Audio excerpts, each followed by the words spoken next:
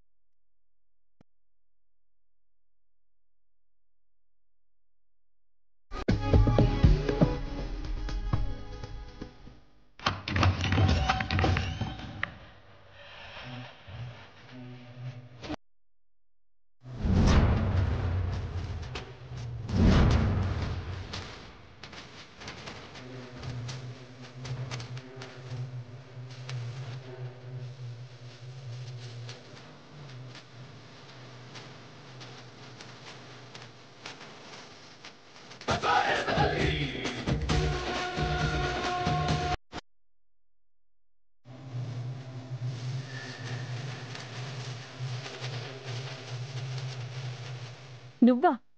ఇక్కడికి ఎందుకొచ్చావు? ఓ, ఇది నీళ్ళా? నువ్వే నా ఝాన్సీ దేవంటే? మా మమ్మీని పట్టుకుని అంత మాట అంటావా? నిన్ను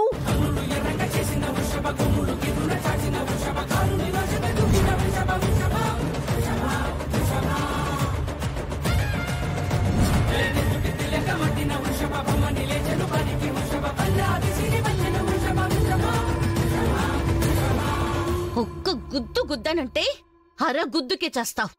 రోడ్డు మీదే పడాలి, మిస్ అయ్యావు. ఇక్కడే పడిపోతాయి. తెంచవే చెయ్యి. పిలు మీ మమ్మీని. ఏయ్,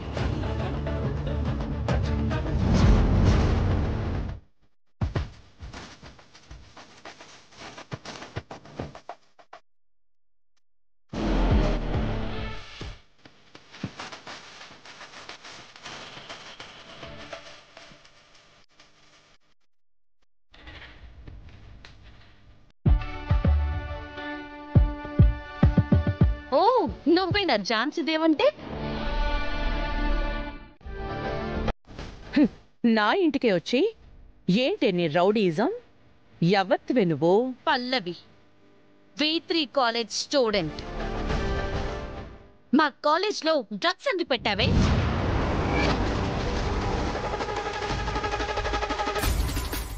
మా మమ్మీ డ్రగ్స్ పెట్టడం ఏంటి? ఏయ్, నువ్వు ఆగు బేబీ. అవునే, నేనే కాలేజ్లో డ్రగ్స్ పెట్టించాను. అయితే ఏంటి? ఎవరో వాటిని మాయం చేసి పోలీసుల కంటబడకుండా చేశారు గాని అది నేనే. నువ్వు చేసిన దుర్మార్గమైన కుట్ర తెలిసి దాన్ని భగ్నం చేసి పోలీసులు కంటపడకుండా ఆ డ్రగ్స్ అక్కడి నుంచి మాయం చేసింది నేనే. ఏం చేస్తావు? సుమలత మేడం గారు నీకేం అన్యాయం చేశారు? ఎదురొచ్చింది. ఏ విషయంలోనైనా ఎదురు లేకుండా తిరుగు లేకుండా బ్రతికిన నాకు ఎదురు రావాలని చూసింది. ఎన్నో సంవత్సరాలుగా కాలేజ్ సిండికేట్ కి మా మమ్మీయే హెడ్ గా ఉంది. అలాంటిది ఇప్పుడు కొత్తగా వచ్చి ఎలక్షన్ లో మా మమ్మీకి పోటీగా నిలబడాలనుకుంది. దాంతో మా మమ్మీ ఈగో హర్ట్ అయింది. అయితే మీకు రాజకీయంగా ఏదైనా గొడవలుంటే మీరు ఆ సుమలత గారు చూసుకోవాలి. కానీ కాలేజ్ జోలికి రావడం ఏంటి? కాలేజ్ ఉంది కాబట్టే అది నాతో పోటీ పడాలని చూసింది. అందుకే కాలేజే లేకుండా చేయాలని చూసా. అంటే స్టూడెంట్స్ జీవితాలతో ఆడుకోవాలనుకుంటున్నారా?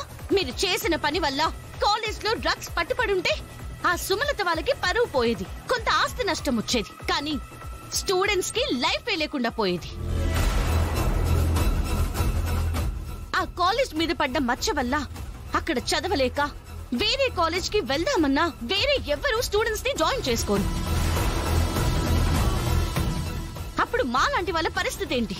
చూడు, నేను నా గురించి తప్ప ఇంకెవ్వరి గురించి ఆలోచించను. చెప్పాను కదా, నాకు పోటీ వస్తుంది. అందుకే ఆ కాలేజ్నే మూయించాలని డ్రగ్స్ పెట్టించాను. టైం బాగుంది, నువ్వు సేవ్ చేశావు. కానీ ఇంతటితో వదిలేస్తాననుకోకు.